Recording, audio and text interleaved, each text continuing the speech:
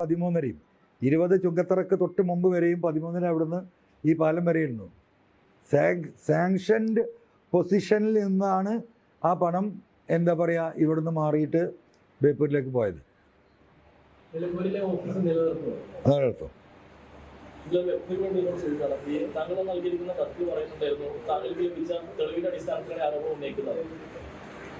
അത് ആ തെളിവ് തന്നെയാണ് ഈ പറയുന്നത്.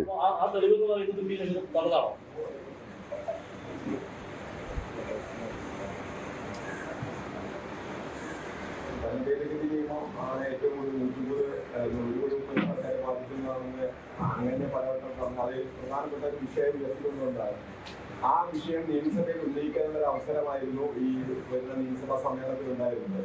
ആ സമ്മേളനം തുടങ്ങുന്നതിന് മുമ്പ് ഇത് ബുദ്ധിപിടിച്ച് ഇങ്ങനെ MLA സ്ഥാനം രാജിവെക്കേണ്ട അവസ്ഥയുണ്ടായിരുന്നു. അല്ല, അതുകൊണ്ട് ഇപ്പോൾ അത് വിഷയം സീരിയസ് ആയില്ലേ. ഉന്നയിക്കാൻ ഇനിയൂടെ 42 MLA-മാർ പ്രതിപക്ഷത്തുണ്ട്. അത് UDF ഏറ്റെടുത്ത് കഴിഞ്ഞു. ഉന്നയിക്കാനും അത് ചർച്ച ചെയ്യാനും അതിനെ എതിർക്കാനുള്ള ശേഷി അവിടെ ഉണ്ടല്ലോ. അപ്പോൾ എൻ്റെ ഒരു രാജി, ഇതിൻ്റെ ഒരു സീരിയസ്നെസ് സ്വാഭാവികമായിട്ടും വളരെ ഗൗരവതരമായി ഉയർത്തിക്കൊണ്ടുവരാണ്.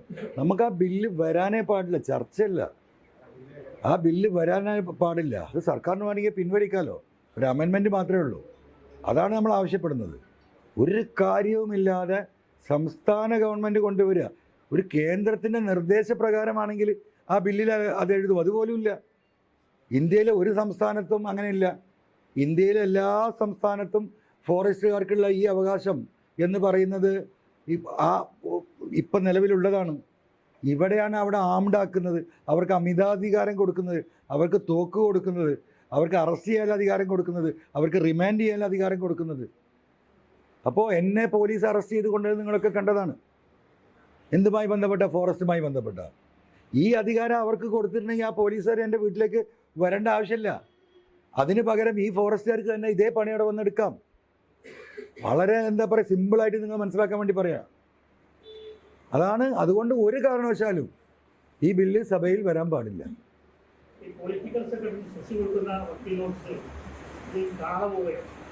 അതൊക്കെ അവിടെ കുറേ ആ ചവറ്റുകൊട്ടുണ്ട് ഞാൻ ഇടുന്നത്, അതിൽ കിടക്കുന്നുണ്ട്. താങ്കൾ രാജ്യസഭയിൽ വാർത്താ സമ്മേളനത്തിൽ ഒരു പേര് പറഞ്ഞു സ്ഥാനാർത്ഥിയായിട്ട് പരിഗണിക്കണം. അതിലൊരു ഇമ്പാക്ട് ഉണ്ടായിരുന്നു. അത് കോൺഗ്രസ് ഉൾക്കൊണ്ടു, അല്ലെങ്കിൽ താങ്കൾ മറ്റൊരാളെ സ്ഥാനാർത്ഥി ആക്കരുതെന്ന് പറഞ്ഞ് ഏതെങ്കിലും തരത്തിൽ വിമർശനം ഉണ്ടായോ? അത് സ്വാഭാവികമായി ഞാൻ ഉപയോഗിച്ച വാക്കെന്നാണ്. ഇതൊരു സിമ്പിൾ റിക്വസ്റ്റാണ്, ഒരു ഡിമാൻഡ് റിക്വസ്റ്റാണ്. അപ്പോൾ തൂക്കാൻ പോകുന്ന ആളുകളോട്, തൂക്കിക്കൊല്ലുന്ന ആളുകളോട് അവസാനം ചോദിക്കുമ്പോൾ എന്തെങ്കിലും ആഗ്രഹം ഉണ്ടോ നിങ്ങൾക്ക്? ഏതായാലും മരിക്കാൻ പോവാണ്, നിങ്ങൾക്ക് അവസാനമായിട്ട് എന്തെങ്കിലും ആഗ്രഹം പറയാനുണ്ടോ എന്ന് ചോദിക്കും തൂക്കിക്കൊല്ലിനോട്. എന്ന് പറഞ്ഞതുപോലെ ഒരാഗ്രഹം പ്രകടിപ്പിക്കാനുള്ള അവകാശം തൂക്കപ്പെടുന്ന ഒരു വ്യക്തിക്ക് പോലും ഉണ്ട്. ആ ഒരു അവകാശം ഞാനിതിൽ ഉപയോഗിച്ചെന്നുള്ളൂ. ഒന്ന്, പരിഗണിച്ചാൽ തരക്കേടില്ല. ഈ മലയോര മേഖലയിൽ നിന്നാണ് ഈ പറയുന്ന DCC പ്രസിഡൻ്റ് ഉള്ളത്. അദ്ദേഹം ഇതിൻ്റെ വിക്റ്റിമാണ്. ഏത്? ഈ അനിമൽ അറ്റാക്കിൻ്റെ വിക്റ്റിമാണ് അദ്ദേഹം. അതുകൊണ്ട് അതൊന്ന് പരിഗണിച്ചാൽ തിരക്കേടില്ല എന്നേ പറഞ്ഞിട്ടുള്ളൂ. തീർച്ചയായിട്ടും.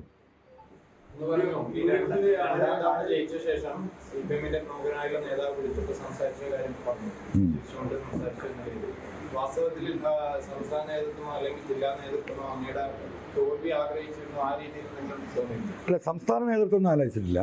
എനിക്കിവിടെ ജയിക്കാൻ കഴിയില്ല എന്ന റിപ്പോർട്ടാണ് ഇവിടുന്ന് ജില്ലയിൽ നിന്ന് കൊടുത്തിരുന്നത്. കാരണം നിങ്ങൾക്കറിയാലോ, നമ്മളന്ന് കുറേ കാലം തെരഞ്ഞെടുപ്പിന് തൊട്ട് മുമ്പാണ് ഞാൻ ആഫ്രിക്കയിൽ നിന്ന് വരുന്നത്. ഒരു 3-4 മാസം തെരഞ്ഞെടുപ്പോടനുബന്ധിച്ചിട്ട് ഞാൻ ഇവിടെ അവൈലബിൾ അല്ല. ഇതൊക്കെ ഇവിടെ നിൽക്കുകയാണ്. ആ ഒരു ഘട്ടം ഇവിടെ നിൽക്കുമ്പോൾ സ്വാഭാവികമായിട്ടും ഇവരുടെ ഒരു ഉന്തു കൂടി കിട്ടിയാൽ ഞാൻ തോൽക്കും എന്നാണ് കണക്കാക്കി. CPM-ൻ്റെ വോട്ടൊന്ന് ചോർന്നിട്ടുണ്ടല്ലോ. അത് ഏറ്റവും ചോർന്ന സ്ഥലം ഈ നിലമ്പൂർ മുനിസിപ്പാലിറ്റി അല്ലേ. ഇതാ ലാലൊക്കെ ഇവിടെ ഇരിക്കുന്ന ലാലിനെ അറിയില്ല, അവരൊക്കെ കണക്കറിയില്ല. ഫസ്റ്റ് 2016 3000 ചില്ലാനും വോട്ടിൻ്റെ ഭൂരിപക്ഷം എനിക്കുണ്ട്. ഇവിടെ ഉണ്ട് 3100 എന്തോ ആണ്. ഞാൻ ഉറപ്പിച്ചിരുന്ന 4500 വോട്ടാണ് ഈ മുനിസിപ്പാലിറ്റിയിൽ. ഏറ്റവും കൂടുതൽ വോട്ട് വരേണ്ട സ്ഥലം മുനിസിപ്പാലിറ്റിയാണ് ആ തെരഞ്ഞെടുപ്പിൽ. ആ സാധനം 1500-ലേക്കാണ് പോയത്. 2016 ഞാൻ ഇവിടെ വരുമ്പോൾ നിലമ്പൂർ മുനിസിപ്പാലിറ്റിൻ്റെ സ്ഥിതി എന്താ?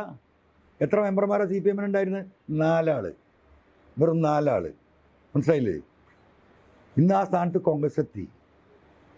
ഇവിടെ ഈ വീട് കയറി വോട്ട് ചോദിച്ചിട്ടാണ് ഈ മൃഗീയ ഭൂരിപക്ഷത്തിൽ UDF ഇവിടെ അധികാരത്തിൽ വന്നത്. ചിലരൊക്കെ കയ്യും വെട്ടും കാലും വെട്ടും എന്ന് നടക്കണ്ടല്ലോ അല്ലേ? ഇവരൊക്കെ ഈ കാലിൻ്റെ മുകളിൽ നടക്കുന്നതേ 5,000 വീട് PVN വരെ തെണ്ടി കയറിയിട്ട് ജനങ്ങളോട് നിങ്ങൾ സഹായിക്കണം എന്ന് പറഞ്ഞിട്ട്. അങ്ങനെയാണ് മുനിസിപ്പാലിറ്റി കിട്ടിയത്. എങ്ങനെയാണ് പോത്തുകല്ല് പഞ്ചായത്ത് കിട്ടിയത്? എന്തായിരുന്നു അമരമ്പലത്തെ സ്ഥിതി? എങ്ങനെയാണ് പോത്തുകല്ല് പഞ്ചായത്ത് അമരമ്പലം മറിഞ്ഞത്? ഞാൻ വരുമ്പോൾ ആരാ പോത്തുകല്ല് പ്രസിഡന്റ്? കോൺഗ്രസ് അല്ലേ? വന്ന് 2 കൊല്ലം കഴിഞ്ഞപ്പം അവിടെ അവിശ്വാസം വന്നില്ലേ? അമരമ്പലത്ത് എന്ത് അവിശ്വാസം വന്നില്ലേ? കരുളായി എത്ര പഞ്ചായത്തുകൾ ഇപ്പം അങ്ങനെ കയ്യും വെട്ടും കാലും പണി നടന്നോട്ടെന്ന്. ഇനി വരുമല്ലോ തെരഞ്ഞെടുപ്പ് 5-8 മാസം കഴിഞ്ഞാൽ. അന്നുണ്ടായതിനേക്കാളും അപ്പുറത്തേക്ക് 2 സീറ്റ് ഇവിടുന്ന് CPM ജയിക്കാൻ കഴിയില്ല ഈ മുനിസിപ്പാലിറ്റിയിൽ നിന്ന്. എഴുതി വെച്ചോ നിങ്ങൾ, മനസ്സിലായോ? അന്ന് 4 ആയിരുന്നു, അത് 2ലേക്ക് വരും. 2ലേക്ക് ഒരു പഞ്ചായത്ത് ഈ തെരഞ്ഞെടുപ്പിൽ CPM നിലമ്പൂർ ഭരിക്കണം നമുക്കൊന്ന് കാണാം. നമ്മളൊക്കെ ഉണ്ടാവുമല്ലോ, നിലമ്പൂർക്കാർ ഇവിടെ ഉണ്ടാവുമല്ലോ. ബെറ്റിനുണ്ടോ നിലമ്പൂർക്കാരും ആരെങ്കിലും? മാഷേ ആ ഉണ്ടെങ്കിൽ നമുക്കിപ്പോൾ കേട്ടാം. മനസ്സിലായില്ലേ? PV അൻവർ പോയിട്ട് രോമം പോയിട്ടില്ല. ആരാണ് പറയണത്? അല്ല, നമ്മളൊരു പൊളിറ്റിക്കൽ പാർട്ടി സ്വാഭാവികമല്ലേ, ഉണ്ടാവുമല്ലോ. ഉപതെരഞ്ഞെടുപ്പ് വന്നാൽ പ്രവേശനം പെട്ടെന്ന് സാധ്യമാവില്ലാന്ന് പറയുന്നത് എങ്ങനെ പ്രവർത്തിക്കാൻ കഴിയും? UDF ജയിക്കണമെന്ന് താങ്കൾ ആഗ്രഹിക്കുന്നു. ഒരു തെരഞ്ഞെടുപ്പിൽ എങ്ങനെ പ്രചരണം നടത്താൻ കഴിയും? നിരുപാധിക പിന്തുണ എന്ന് പറഞ്ഞല്ലോ. നിരുപാധിക ഇനിയിപ്പോൾ UDFന്റെ പ്രചരണ യോഗങ്ങളിൽ പ്രസംഗിക്കാൻ എന്നെ വിളിക്കൂലെങ്കിൽ ഞാനൊരു മൈക്കും കെട്ടി നടക്കുന്നു. അതിനുള്ള സ്വാതന്ത്ര്യം ഉണ്ടല്ലോ, അത്രേ ഉള്ളൂ.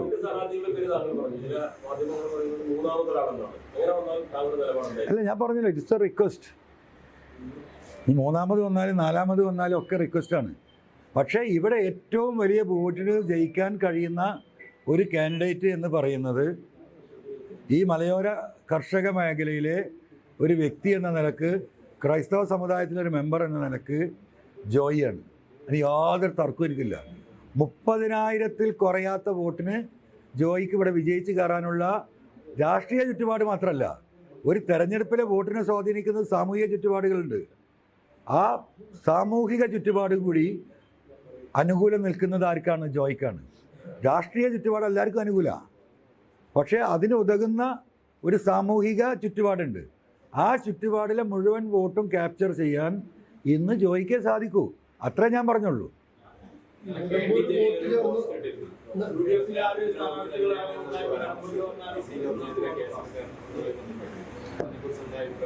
നല്ല അഭിപ്രായം. അതെ, അല്ല, അത് അങ്ങനെയൊന്നും ഞാൻ പറയുന്നില്ല. ആരെങ്കിലും ഒരു നേതൃത്വം ഏർപ്പെടാതെയൊന്നും അത്ര വലിയ വോട്ടുകളൊന്നും ചോർത്താൻ കഴിയില്ല. മനസ്സിലായില്ലേ? ആ 2021 തെരഞ്ഞെടുപ്പിൽ എൻ്റെ തെരഞ്ഞെടുപ്പ് യോഗങ്ങളിൽ 2016 പങ്കെടുത്ത ജനങ്ങളുടെ ഇരട്ടി ജനം ഉണ്ടായിരുന്ന സ്ഥലമാണ് നിലമ്പൂരിൽ. അന്നത്തെ ആ സ്ഥാനാർത്ഥി പര്യടനം എനിക്കിപ്പോഴും ഓർമ്മയുണ്ട്. ഈ ഉൾപ്രദേശങ്ങളിൽ മുനിസിപ്പാലിറ്റിയുടെ ആയിരക്കണക്കിന് എന്താ പറയുക സ്ത്രീകളും കുട്ടികളും റോട്ടിലിറങ്ങിയെന്നില്ല. 16 അത്ര ഉണ്ടായിട്ടില്ല. ആ 3000-4500 ആകും എന്ന് തന്നെയായിരുന്നു എൻ്റെ കണക്ക്. ആ സാധനമാണ് 1500-ലേക്ക് വന്നത്. ഈ നിലമ്പൂർ മണ്ഡലം എന്ന് പറയുന്നത് UDF ആണെങ്കിൽ LDF കൃത്യമായ വോട്ടുള്ള ഫിക്സഡ് വോട്ടുള്ള മണ്ഡലമാണ്. അപ്പോൾ LDF വോട്ട് പ്ലസ് താങ്കളുടെ പൊതുസമിതികളുടെ വോട്ട് കൂടി വിചാരിച്ചാണ് ജയിച്ചത്. ഇത്തവണയും CPM വരുന്നത് ഒരു സ്വതന്ത്ര സ്ഥാനാർത്ഥി എന്ന രീതിയിൽ തന്നെയാണ്. അതായത് സ്വതന്ത്രങ്ങളുടെ പരീക്ഷണം താങ്കൾ ആ പദ്ധതി പിന്മാറിയെങ്കിലും CPM ഉപേക്ഷിച്ചിട്ടില്ല. ഒരു സ്വതന്ത്ര കാൻഡിഡേറ്റ് ആണെങ്കിൽ എന്തായിരിക്കും LDFന്റെ സാധ്യത? ഇവിടെ എനിക്ക് പറയാനുള്ള രാഷ്ട്രീയം ഉണ്ടല്ലോ. ഇന്ന് കേരളത്തിൽ ഞാൻ പറഞ്ഞുകൊണ്ടിരിക്കുന്ന രാഷ്ട്രീയം നിങ്ങളൊന്ന് മനസ്സൊന്ന് വിശാലമാക്കിയാലേ മനസ്സിലാവും. ഇപ്പോൾ ചേലക്കര തെരഞ്ഞെടുപ്പ്, പാലക്കാട് ഞാൻ പിന്തുണ നൽകി, വയനാട്ടിൽ പിന്തുണ നൽകി, ചേലക്കരയിൽ കണ്ടസ്റ്റ് ചെയ്തു. 3920 വോട്ട്. കമ്മ്യൂണിസ്റ്റ് പാർട്ടിയുടെ A ക്ലാസ് 12 മണ്ഡലങ്ങളിൽ ഒരു മണ്ഡലമാണ് ഈ പറയുന്ന ചേലക്കര. ആ ചേലക്കരയിൽ ഒരു ബന്ധമില്ലാത്ത വ്യക്തിയാണ് ഞാൻ. അന്ന് DMK രൂപീകരിക്കുമ്പോൾ ഞങ്ങളെ ഗ്രൂപ്പിൽ തന്നെ ഉള്ളത് ആകെ 12 ആളാണ് ആ ഗ്രൂപ്പുകളിൽ മെമ്പറായിട്ടുള്ളത്. അവിടെ പോയി ആ എന്താ പറയുക കരിമ്പാറയിൽ നടത്തിയ തിരഞ്ഞെടുപ്പാണ്. 9 പഞ്ചായത്തിൽ 18 മന്ത്രിമാർക്ക് ചാർജാണ്. ഈ 2 മന്ത്രിമാർ വെച്ചിട്ട് ഒരു വാർഡിനൊരു MLAക്ക് ചാർജ് ആയിരുന്നു. കാരണം അവർക്കറിയാം പാലക്കാട് കിട്ടാൻ പോകുന്നില്ല, വയനാടും ഇല്ല. അവർ പാർട്ടി ആദ്യം മനസ്സിലാക്കിയ കാര്യമാണ്. മൂന്നാം സ്ഥാനം നിലനിർത്തുക, അതിൽ വോട്ട് കുറയുക എന്നായിരുന്നു പാലക്കാടേക്ക് അവരുടെ സ്ട്രാറ്റജി. അവരുടെ മുഴുവൻ CPM-ൻ്റെ LDF-ൻ്റെ സംവിധാനം ക്യാമ്പ് ചെയ്തിരുന്നത് ഈ ചേലക്കരയാണ്. അവിടെ 10 ആളെയും കൊണ്ട് ഞങ്ങൾ ഈ പ്രവർത്തനം നടത്തിയിട്ട് ആ വോട്ട് 33 അനൗൺസ്മെൻറ്റ് വണ്ടികളുണ്ടായിരുന്നു. റെക്കോർഡ് ചെയ്ത പിണറായിസത്തിനെതിരെയുള്ള റെക്കോർഡറായിരുന്നു. 5 മിനിറ്റിൻ്റെ, 10 മിനിറ്റിൻ്റെ, 20 മിനിറ്റിൻ്റെ, അരമണിക്കൂറിൻ്റെ ആളുകളുടെ അങ്ങാടികളിൽ എങ്ങനെയാണോ വണ്ടി നിർത്തി ആളുകളെ എത്തിക്കാം, ആ രീതിയിൽ നമ്മൾ ഓർഗനൈസ് ചെയ്തിരുന്നു. അതിൻ്റെ വലിയ റിഫ്ലക്ഷൻ അവിടെ ഉണ്ടായി ഉറപ്പല്ലേ? അപ്പോൾ ആ 4000 വോട്ട് ഈ പിണറായിസത്തിനെതിരെയുള്ള വോട്ട് തന്നെയാണ് 39,600-ൽ നിന്ന് 12,000-ലേക്ക് വന്നത്. ഇവരാരും പുറത്ത് കാണൂല ഈ ജനങ്ങളെ. ഇവരെ കാണുന്ന ഒരു ഘട്ടം വരണമെങ്കിൽ അടുത്ത തെരഞ്ഞെടുപ്പ് കഴിയണം. പക്ഷേ അടുത്ത തെരഞ്ഞെടുപ്പ് വരെ ഈ മനുഷ്യർ ഈ പറഞ്ഞ കാര്യങ്ങൾ, PV അൻവർ ഈ സമൂഹത്തിനോട് പറഞ്ഞ കാര്യങ്ങൾ ഒന്നും ക്ലിയർ ആക്കാൻ കഴിഞ്ഞിട്ടില്ലല്ലോ. ഇപ്പം അന്വേഷണം നടന്നുകൊണ്ടിരിക്കുകയാണല്ലോ പറഞ്ഞ 4 കാര്യത്തിൽ. ഈ കാട്ട് കള്ളനാണ് ഈ ADGP അജിത് കുമാർ എന്ന് ആവർത്തിച്ച് ഞാൻ പറഞ്ഞു. അതിൻ്റെ ഡോക്യുമെൻ്റ് കൊടുത്തു. അദ്ദേഹം ഫ്ലാറ്റ് വാങ്ങിയതും വിറ്റിയതും ബിൽഡിംഗ് വാങ്ങിയതും അതിനെ മറച്ചു വെച്ചുകൊണ്ട് വിജിലൻസ് റിപ്പോർട്ട് കൊടുത്തു. ആ വിജിലൻസ് റിപ്പോർട്ട് ഇപ്പോൾ വിജിലൻസ് ഡയറക്ടർ മടക്കി. ആ പറഞ്ഞതിൻ്റെ അർത്ഥം എന്താ? അപ്പം ഈ വിഷയങ്ങൾ ജനങ്ങൾ ഇവിടെ കേട്ടുകൊണ്ടിരിക്കുകയാണ്, ആവർത്തിച്ചു കൊണ്ടിരിക്കുകയാണ്. അതുകൊണ്ട് ഈ തെരഞ്ഞെടുപ്പ് ഞാൻ ഈ പറഞ്ഞതുപോലെ 2019-ൽ UDF-നുണ്ടായ നിയമസഭാ മണ്ഡലങ്ങളിൽ 123 മുന്നേറ്റമുണ്ടായിട്ടുണ്ടെങ്കിൽ ഒരു 125 സീറ്റിലേക്ക് കേരളത്തിലെ UDF കയറി വരും, ഒരു തർക്കവുമില്ല. UDF അതിൻ്റെ ലീഡർഷിപ്പ് നല്ല രീതിയിൽ എല്ലാവരും ഒരുമിച്ച് നിന്ന് ഈ പിണറായിസത്തിനെതിരെ ഫൈറ്റ് ചെയ്താൽ വരാൻ പോകുന്ന ചിത്രം അതാണ്. UDF-ന് നിരുപാധിക പിന്തുണ പ്രഖ്യാപിക്കുന്നു. പ്രതിപക്ഷ നേതാവിനോട് കോംപ്രമൈസിന് തയ്യാറാവുന്നു. അവിടെയും ആര്യാടൻ ഷൗക്കത്തിനോട് ഒരു സന്ധി ഇല്ലല്ലോ. അതിലും വലിയൊരു പ്രശ്നമാണ്. ഇല്ലായ്മയില്ല, ഞാൻ പറഞ്ഞതിൽ ഒരു അഭിപ്രായം പറഞ്ഞാണ്. അപ്പോൾ ഞാൻ ഈ പറഞ്ഞ അഭിപ്രായം ഉണ്ടല്ലോ, ഇനിയിപ്പോൾ അങ്ങനെ ആക്കരുത്. നിങ്ങളിപ്പോൾ മലപ്പുറത്തിൻ്റെ പല ഭാഗത്തു നിന്ന് വന്ന ജില്ലയിലെ പ്രധാന പത്രപ്രവർത്തകരാണല്ലോ. ഇവിടെ നിലമ്പൂരിലെ പത്രപ്രവർത്തകർ ഇരിക്കുന്നുണ്ട്. അതൊക്കെ നിങ്ങളെ സുഹൃത്തുക്കളുമാണ്. നിങ്ങൾ അവരോടൊക്കെ ഒന്ന് സ്വകാര്യത്തിൽ ചോദിച്ചു നോക്കുക എന്താ അഭിപ്രായം. അൻവർ പറഞ്ഞ അഭിപ്രായത്തിനെ കുറിച്ച് എന്താ നിങ്ങൾക്ക് പറയാനുള്ളത്? പേഴ്സണലായിട്ട് നിങ്ങൾക്ക് സംസാരിക്കാമല്ലോ. ഇല്ല, ആളും ബന്ധപ്പെട്ടു. ഇന്നലെ ഒരു ദിവസം ഉണ്ടായിട്ടുള്ളൂ. താങ്കൾ പേര് പറഞ്ഞതിന് ശേഷം സോഷ്യൽ മീഡിയയിലൊക്കെ താങ്കൾക്കെതിരെ VS ജോയി നടത്തിയ ചില പരാമർശവും താങ്കൾ VS ജോയിക്കെതിരെ നടത്തിയ ചില തമാശ രൂപത്തിലുള്ള പരാമർശവും വ്യാപകമായി പ്രചരിക്കുന്നുണ്ട്. ആളുകൾക്ക് നല്ല ഹരമല്ല കേൾക്കാൻ. ജനങ്ങൾക്ക് കേൾക്കുമ്പോൾ ഹരമല്ലോ. അതിപ്പോൾ എൻജോയ് ചെയ്യുക. പൊളിറ്റിക്സ് എൻജോയ് ചെയ്യാന്ന് പറഞ്ഞാൽ അതാണ്. ആ എൻജോയ്മെന്റ് നടക്കട്ടെ എന്ന്. തൃണമൂൽ കോൺഗ്രസിന്റെ സംസ്ഥാന കൺവീനറാണ്. ഇപ്പോൾ ഉപതെരഞ്ഞെടുപ്പ് നടക്കുമ്പോൾ തീർച്ചയായും തൃണമൂൽ കോൺഗ്രസിന് ഒരു സ്ഥാനാർത്ഥി ഇല്ലാതാവുകയും അത് കോൺഗ്രസിന് പിന്തുണ കൊടുക്കുന്ന ഒരു തൃണമൂൽ കോൺഗ്രസ് ആവുകയും ചെയ്തത് തൃണമൂൽ കോൺഗ്രസിന്റെ നയത്തിന് എതിരായ ആയിരിക്കും. ഒരിക്കലും ആവില്ല. എന്നോട് ഈ പറയുന്ന ഈ വിഷയം സംസാരിച്ചതാണ്. കാരണം കേരളത്തിൽ ഈ ഒരു പ്രതിസന്ധി ഉണ്ടല്ലോ. ദീദി എന്നോട് പറഞ്ഞത് അവർക്ക് കോൺഗ്രസുമായിട്ട് ഒരു അഭിപ്രായ വ്യത്യാസമില്ല. ഈ പാർലമെൻറ്റ് തിരഞ്ഞെടുപ്പിൽ പോലും CPM-നെ കൂട്ടിച്ചേർത്തിട്ടാണ് എന്താ പറയുക ചർച്ചയ്ക്ക് വന്നത്. CPM-ലെ ഒരു വിഭാഗം അവിടെ വടക്ക് കിഴക്കൻ സംസ്ഥാനങ്ങളിൽ BJP-യുമായി ചേർന്ന് നിന്നിട്ടാണ് ഇവരെ തോൽപ്പിക്കാൻ പരിശ്രമിച്ചുകൊണ്ടിരിക്കുന്നത്. അപ്പോൾ CPM ഫൈറ്റിനെതിരെ കോൺഗ്രസിനോട് യോജിക്കുന്നതിൽ ഒരു അഭിപ്രായ വ്യത്യാസമല്ല. ശക്തമായിട്ട് നിങ്ങൾ നിന്നോളൂ. ഈ ഉപതെരഞ്ഞെടുപ്പ് വരികയാണെങ്കിൽ അവർ UDF-ൻ്റെ സ്ഥാനാർത്ഥിക്ക് കോൺഗ്രസിൻ്റെ സ്ഥാനാർത്ഥിയെ വിജയിപ്പിക്കാൻ തൃണമൂൽ കോൺഗ്രസിൻ്റെ ഉത്തരവാദിത്തപ്പെട്ട ലീഡർഷിപ്പ് നിലമ്പൂരിൽ വരും. പിന്നെ അവിടെ എവിടെ പ്രശ്നം? അത് പിന്നെ ഊതി ഉറപ്പിച്ച് പ്രശ്നം ഉണ്ടെന്ന് പറഞ്ഞ് ഇപ്പോൾ ഉണ്ടാക്കിക്കൊണ്ടിരിക്കുകയാണ്. എന്ത് പിന്തുണ കൊടുക്കുമല്ലായിരുന്നു? എൻ്റെ പിന്തുണയെ കുറിച്ചല്ലല്ലോ പറയുന്നത്. ഞാനിപ്പോൾ പറയും UDF ആരെ നിർത്തിയാലും ഞാൻ പിന്തുണ കൊടുക്കാൻ നടക്കില്ല. എന്നെക്കൊണ്ട് പറ്റുന്ന രീതിയിൽ നമ്മൾ പ്രവർത്തിക്കും ചെയ്യും. ഞാൻ ജനങ്ങളുടെ മൈൻഡ് സെറ്റാണ് പറഞ്ഞത്.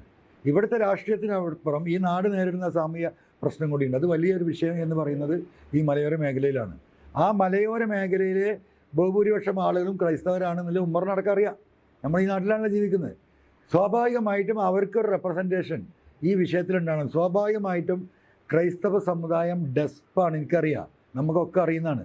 കാരണം ആരും അവർ നോക്കാനില്ല, അവരുടെ വിഷയങ്ങൾ ഏറ്റെടുക്കാൻ അവരുടെ ഭാഗത്തുനിന്ന് ആരില്ല.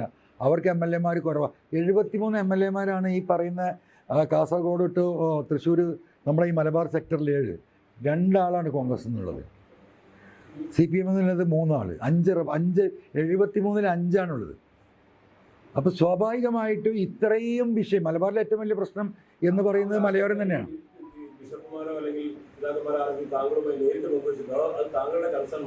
അല്ലല്ല, പലപ്പോഴും നിങ്ങൾക്കറിയാതെ കഴിഞ്ഞ പാർലമെന്റ് തെരഞ്ഞെടുപ്പിൽ തന്നെ ഒരു ക്രിസ്ത്യൻ കമ്മ്യൂണിറ്റിയിൽ നിന്ന് ഒരു MLA വേണമെന്ന് ക്രിസ്ത്യൻ കമ്മ്യൂണിറ്റി സംസാരിച്ചാണല്ലോ കോൺഗ്രസ്സായിട്ട്. എന്താ പറയുക, നമ്മുടെ കൽപ്പറ്റ സീറ്റ് അവർക്ക് കൊടുക്കണമെന്ന് വലിയ വാശിയും സംസാരം ഉണ്ടായിരുന്നു. നിങ്ങൾക്ക് അറിയുന്ന കാര്യമില്ലേ? അപ്പോൾ സ്വാഭാവികമായിട്ടും അവർ ഡെസ്പാണ്. ആ കമ്മ്യൂണിറ്റിയെയും ആ മലയോര മേഖലയിലെ ജനങ്ങളെയും ഈ പിണറായിസത്തിനെതിരെയുള്ള പോരാട്ടത്തിൽ നമ്മൾ മുന്നിൽ നിന്ന് ഫൈറ്റ് ചെയ്യുമ്പം അവർക്കും ഒരു ആത്മവിശ്വാസം വേണം. അവരോടൊപ്പം നിന്ന് അവരുടെ പ്രശ്നം കൂടി ഏറ്റെടുക്കാൻ കഴിയുന്ന ഒരാളുണ്ടാകണം എന്ന് സ്വാഭാവികമല്ലേ? നമ്മളാണെങ്കിൽ ആഗ്രഹിക്കില്ലേ? ആ മലയോര മേഖലയിൽ നമ്മളാണെങ്കിൽ അത്രേ ഞാൻ പറഞ്ഞുള്ളൂ. ജോയിൻ്റെ കാര്യം അതിനി തീരുമാനിക്കേണ്ടത് UDF ലീഡർഷിപ്പാണ്.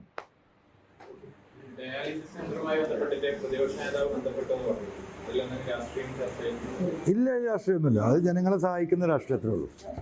അത് അദ്ദേഹത്തോട് അന്ന് ആ 4ാം ഷിഫ്റ്റ് ഉദ്ഘാടന സമയത്ത് ഒരു റിക്വസ്റ്റ് എന്ന നിലയ്ക്ക് ഞാൻ പറഞ്ഞു. അദ്ദേഹം അവിടുന്ന് അത് ആക്സെപ്റ്റ് ചെയ്തു. ഇപ്പോൾ ആ മെഷീന് അദ്ദേഹത്തിൻ്റെ സുഹൃത്തുക്കളാരോ ഇല്ല മാപ്പ് കേൾക്കാനെന്ന് അദ്ദേഹം പറഞ്ഞിട്ടില്ല. ഞാൻ അത് പറഞ്ഞല്ലോ. അല്ല കുഴപ്പമില്ലാന്ന്. ഏതാ? എനിക്കൊന്നൊരു 2.5 months അത്രേ ഉള്ളൂ. ആ മീറ്റിംഗ് ഡേറ്റ് വേണമെങ്കിൽ തരാം, നോക്കിയാൽ കിട്ടും.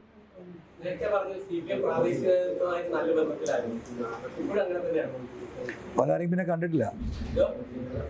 പിന്നെ കണ്ടിട്ടില്ല. പ്രവർത്തകരൊക്കെ വിളിക്കുന്നുണ്ട്. എൻ്റെ ഫോണിൽ വിളിക്കാൻ ആഗ്രഹം ഉണ്ടാവും, പേടിയാണ്. ആളുകളടുത്ത് മെസ്സേജ് വിടും, അൻവറാക്കാനോട് അന്വേഷിച്ച് പറയണമെന്ന്. ഫോണിൽ വിളിക്കാൻ പേടിച്ചിട്ടാണ്, അല്ലാതൊന്നുമില്ല. പ്രവർത്തകർ പിന്നെ ബന്ധപ്പെടുന്നുണ്ട്.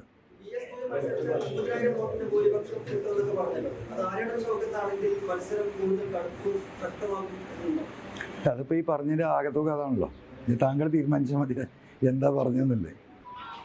ഓക്കെ, നല്ല